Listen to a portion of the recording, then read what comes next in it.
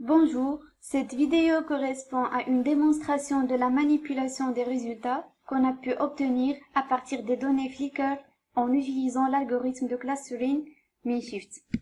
Donc là, dans la légende, on a trois checkbox principaux. Le premier checkbox permet d'activer les pouch pins, dont on verra l'utilité plus tard. Le deuxième checkbox permet d'activer la couche centre d'intérêt.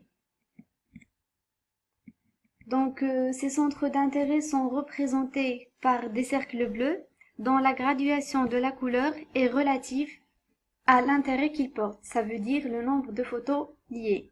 Donc, on a du bleu clair jusqu'au bleu foncé. Et donc, par exemple, pour cette couleur-là, elle représente les centres d'intérêt qui ont un nombre de photos entre 719 et 991 photos. Et donc, comme on peut voir là, on a trois points qui sont en bleu foncé. En fait, ce point-là correspond à la place Fourvière.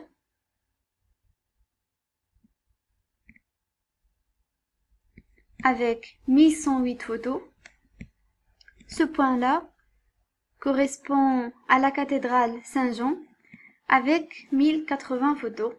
Et on peut faire pareil pour les autres centres d'intérêt. Voilà. Etc.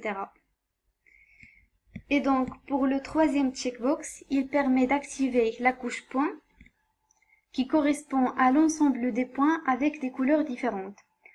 La couleur permet en fait d'identifier le classeur d'appartenance. Par exemple ici, les triangles en vert clair représentent les photos qui ont été prises dans le centre d'intérêt numéro 24 qui est le quai Saint-Antoine. Donc on peut voir ça sur la map. On va zoomer. Voilà.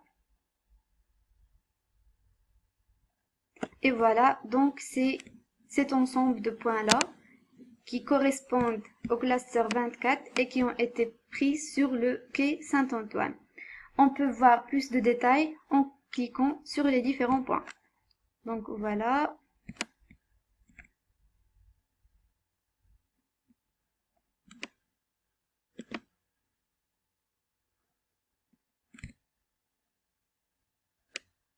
Donc juste une remarque, si on a des points qui sont très proches, eh bien on peut les regarder ensemble à la fois. Par exemple ici j'ai 7 photos, je peux les regarder avec l'attribut ID de l'utilisateur qui a pris cette photo, le numéro du cluster ou du centre d'intérêt, ensuite la date de prise de la photo.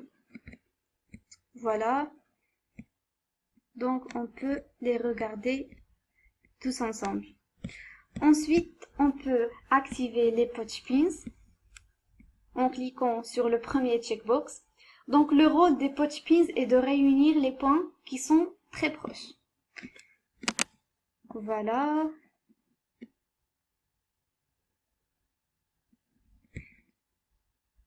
Je vais désactiver la couche centre d'intérêt pour voir plus clair.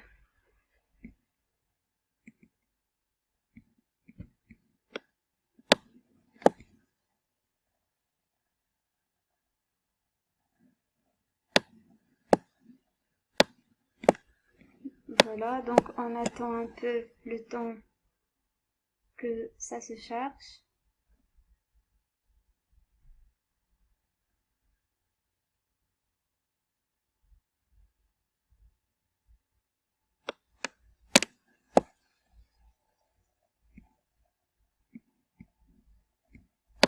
Et voilà.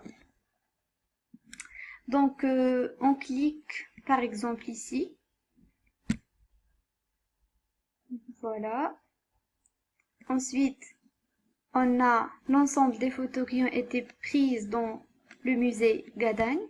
On clique dessus, on reclique, et voilà, on a l'ensemble des points qui ont été prises dans ce lieu-là. On peut également regarder les photos ainsi que l'ensemble des attributs. Voilà. Et puis, je peux faire un retour pour regagner la map initiale en cliquant sur le bouton Refresh. Et voilà. Donc là, juste une remarque. Vu la difficulté de chercher des points sur la map, on a proposé une base de recherche, une barre de recherche permettant de trouver un lieu. Par exemple, on tape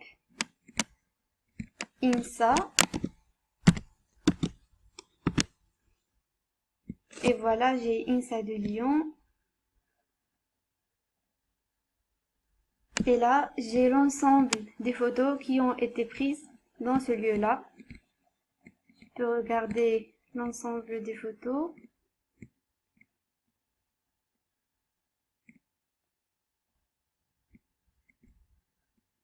Ensuite, on peut voir clairement le lieu souhaité et on peut se balader dessus. Il suffit de faire glisser ce petit bonhomme-là sur le lieu souhaité. Par exemple, je clique ici.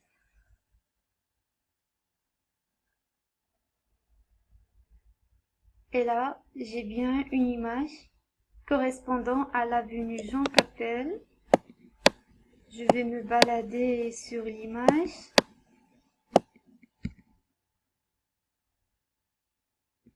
Voilà. Et là, je peux retrouver notre cher département informatique. Voilà. Je fais un refresh. Et là, je regagne la map initiale. Je désactive les patch pins. Et là, on peut également changer le background de notre map. Là, on choisit par exemple OpenStreetMap.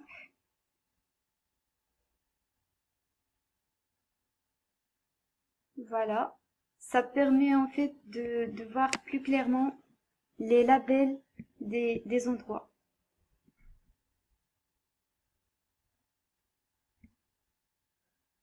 Et on attend un peu le temps que ça se charge.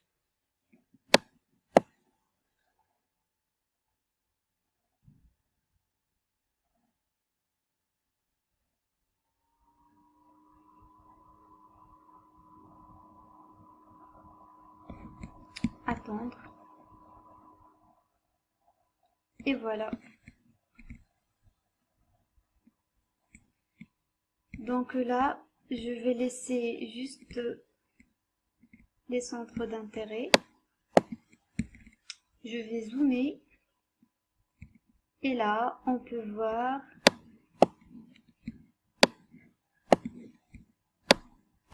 le nom des lieux plus clairement. Donc, comme on a dit tout à l'heure, ce point correspond à la place Fourvière, celui-là à la cathédrale Saint-Jean, celui-là à Bellecour, etc. Ensuite, on peut taper une requête, par exemple sur la couche Centers, on fait un clic pour ajouter une condition. Par exemple, on dit qu'on veut juste les centres d'intérêt dont le nombre de photos est plus que 991, voilà. Et puis je fais data query. Et là, j'ai exactement ces trois points-là. Ces trois points-là. Dont le nombre de photos excède 991. Ensuite, je peux faire pareil pour la couche point. Je fais add condition. Je fais, par exemple, je veux juste les points qui appartiennent au cluster 0. Et je clique sur Data Query. Et là, j'ai l'ensemble des points qui appartiennent au cluster 0. Ensuite, on peut faire pareil ici. On peut chercher non seulement par adresse, mais aussi par attribut. Je fais par exemple cluster 0 et là j'ai l'ensemble des points qui ont comme attribut cluster égale à cluster 0. Là, je fais un refresh pour regagner la map initiale.